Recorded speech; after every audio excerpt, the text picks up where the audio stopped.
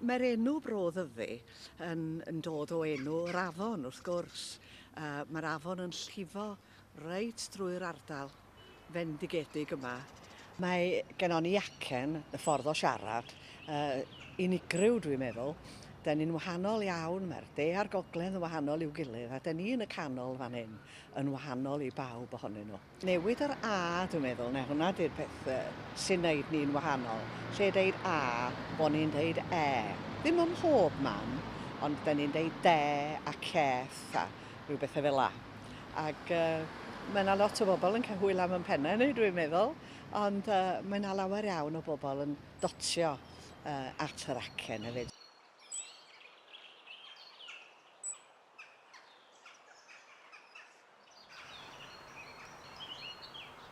Mae Eco-Dyfi yn gweithio gyda'r cymuned mwyn gryfhau'r economi, enghraifft trwy tynnu ymwelwyr i fewn, helpu'r busnesau byw yn well, hynny yw mwy cynaladwy. A mae Biosphere Dyfi yn neud yr un math o beth, ond mae yn rhan o rhwydwaith, hynny yw rhan o teulu bwysig rhyngwladol. Felly mae pob gwlad wedi ymuno ar UNESCO, a mae UNESCO wedi dewis lleoedd ledled y byd sydd yn bwysig oherwydd y cynefinoedd, hynny yw pethau sy'n o gwmpas a brwyd gwyllt, ond hefyd y bobl, y cymuned sy'n gwarchod yr ymgylchedd, ond hefyd ein diwylliant lleol. Dyna'r unig un o'r teulu sydd yng Nghymru. Canolbwynt Bro Ddyfi ydy tre Machynlleth. Dwi'n meddwl bod Machynlleth yn dre unigryw iawn, achos mae gen i'r stryd urddasol lydan yma, ac reit ar y gwaelod mae'r cloc y dre. Mi adeiladwyd y cloc i feb y ples. Wedyn wrth fynd fyny'r stryd eto, oddi wrth y cloc, den ni'n dod at adeilad unigryw. Dwi'n meddwl bod o'r adeilad pwysica yn sicr y Machynlleth, ac o bosib bod o'r adeilad pwysica yn hanes Cymru. A dyma fo fan hyn, tu ôl i mi, Senedddu Owain Glyndŵr. Allai'n dychmygu bod na neb heb glywed am Owain Glyndŵr. Oedd o'n sicr yn un o'r bobl pwysica yn yn hanes ni.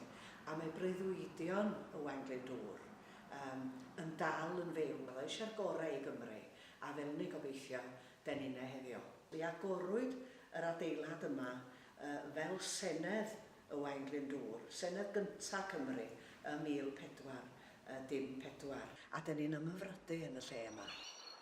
A wedyn, os dywch chi nôl am Bontarddyddi, os troiwch i'r chwith, mi rydych chi yn dod i fewn am bentre Pennal.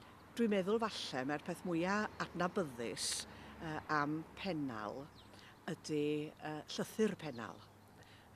Anfonodd Owain Glyndŵr i bob cam at frenin Ffrainc i ofyn am ei help o ac i sôn am ei freuddwydion. Ac un peth arall wrth gwrs am Pennal ydy roedd na ferch o'r enw Lleicu Llwyd yn byw na.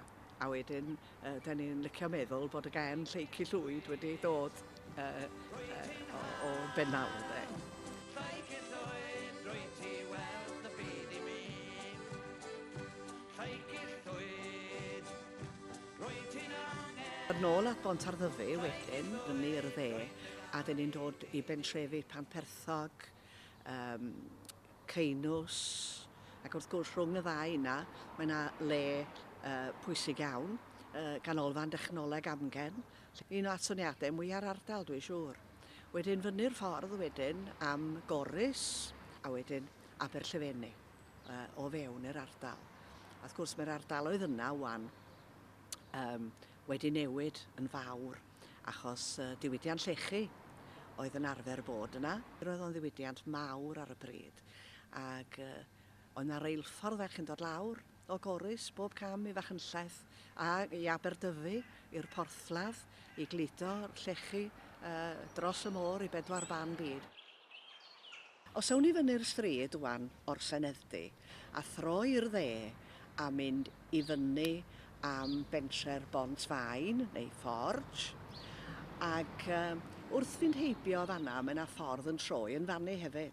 A mi allwch chi fynd o fannu fyny i ben Carn Hyddgen, sydd eto yn enwog iawn yn hanes Cymru, achos mi enillodd Owain Glyndŵr frwydr enwog iawn ar Carn Hyddgen. Ond mi awn ni gadw ni ymlaen am ddylife, a mynd reit fyny dros y grafiau, da ni'n dweud, i fyny am ddylife. Ac un peth ar y ffordd am ddylife ydy mae'n agofeb ar y llaw dde, ac mae'r gofeb yma i ddyn o'r enw Wynfod Fôn Thomas, oedd yn enwog fel hanesydd ac un oedd yn hoffi crwydro rownd y wlad. A dyma oedd ei hoff lecyn o. A dwi'n symud dim, achos cerwch chi'n sefyll yn fannu, ydych chi'n gweld rhyw banorama o'r mynyddoedd i gyd, Pum Limon, Eryri, Cader Idris a Ranfowddwy. Sam gwerth o bobl yn byw yn y life. Mae hynna'n wahanol iawn i be oedd y life ers talwm, achos mi roedd yna waith yna, gwaith mwyn. A chydig dros 100 mlynedd yn ôl, goeliach chi beth, mi roedd yna 1000 o bobl yn byw yn y life. A heb sôn am hynny, mi roedd na ddynion yn cerdded yna o wahanol bentrefi, oedd reit bell yn ôl fel sen i'n meddwl heddiw, bod nhw'n cerdded yna i'w gwaith bob dydd. Reit, da ni'n mynd ymlaen wan, trwy'r cwm bendigedig ma sy'n agor o'n blaeniau ni, i Bennant a Bont Olgadfan, y Llan a lawr i bentre Llanbryn Mair. Ond jyst fel mater o ddiddordeb, Llan oedd hen bentre Llanbryn Mair ers talwm, achos fannu oedd eglwys y Santes Fair. Ond lawr yn y gwylod, fel da ni'n dweud, mae pentre Llanbryn Mair heddiw. A'r rheswm am hynny dwi'n meddwl ydy bod y rheilffordd wedi dod yn yr 1860, a wedyn oedd popeth wedyn yn digwydd o gwmpas yr rheilffordd.